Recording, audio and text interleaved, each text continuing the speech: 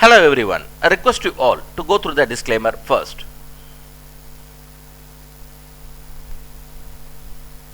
Today we are going to study about Kedara Yoga in Vedic astrology.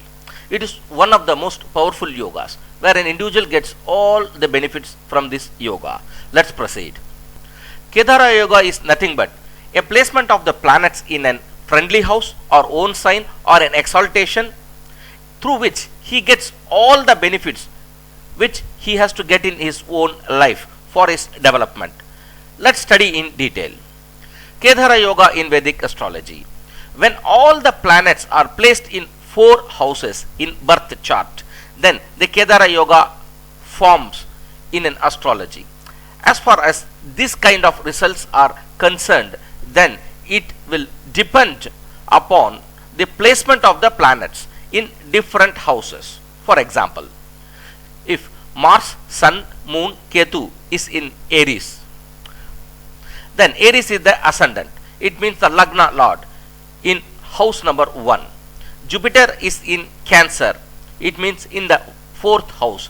Venus, Saturn and Rahu is in Libra. Indicates it is in the 7th house. And Mercury is in the Capricorn. Indicates Mercury is in the 10th house from the Lagna.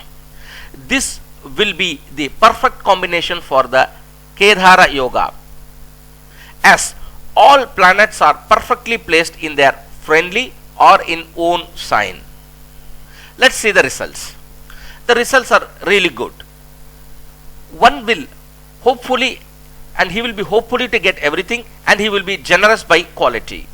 One will acquire vehicle and non-movable assets. It means movable and non-movable means vehicles, and non-movable means landed properties or buildings.